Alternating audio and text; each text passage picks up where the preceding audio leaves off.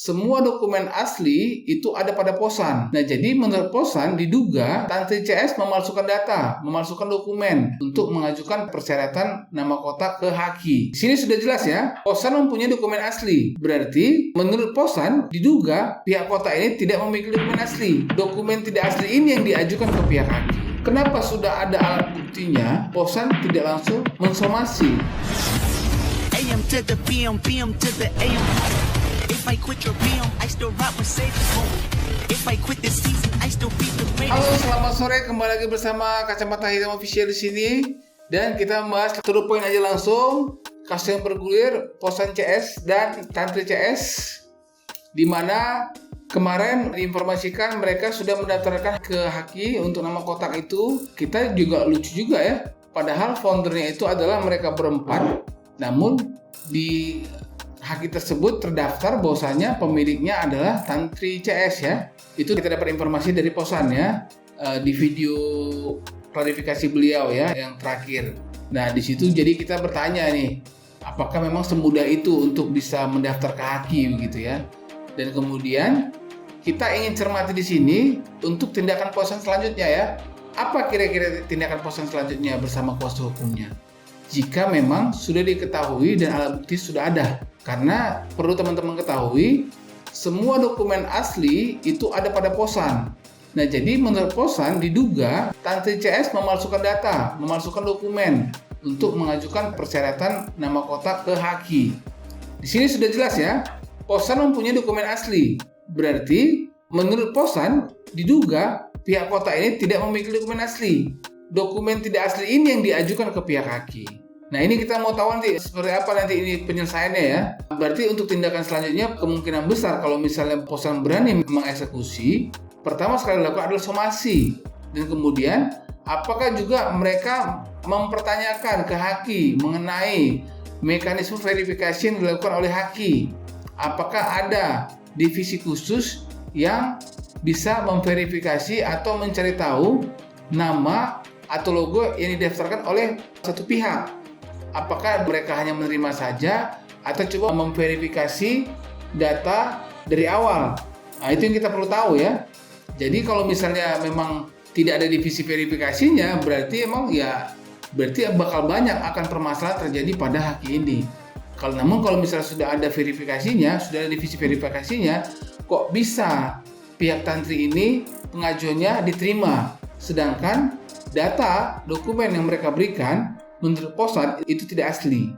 Nah, jadi di situ kita menunggu ya action dari Posan. Tidak hanya dengan Safari Podcast ke channel-channel podcast yang lain, karena kita mengetahui bahwasanya terakhir kali itu Posan itu podcast dengan Mas Anang. Mas Anang di sini sebagai penetral karena dia juga kenal dengan Tantri CS, kenal juga dengan Posan, dan dia juga tidak mau membela satu pihak ya.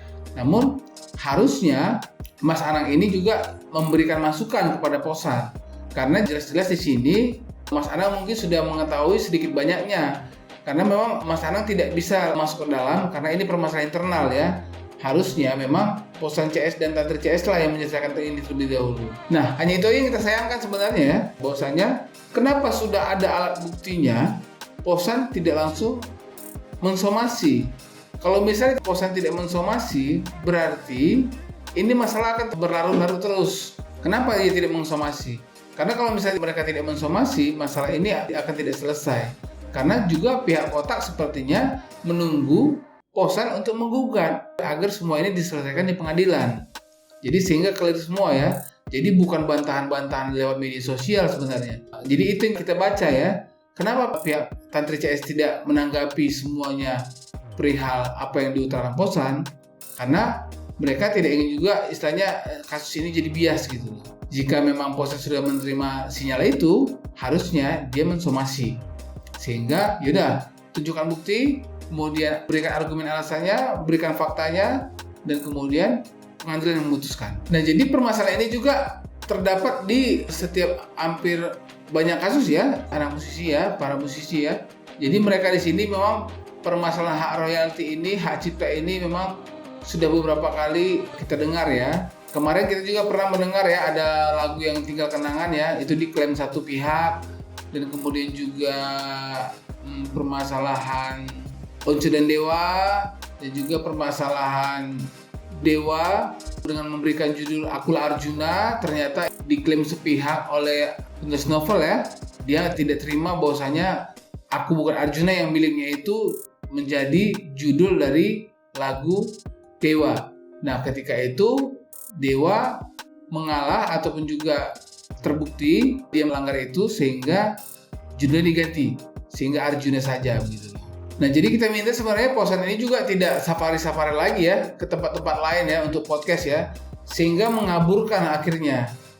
Yang kita mau itu Posan itu langsung mengeksekusi untuk somasinya, kemudian mempersiapkan semua dokumen aslinya, bukti-buktinya, sehingga di pengadilan nanti bisa terjawab, dan itu menjadi sebuah pelajaran bagi para musisi, bagi para netizen dan para fanbase Kotak ya.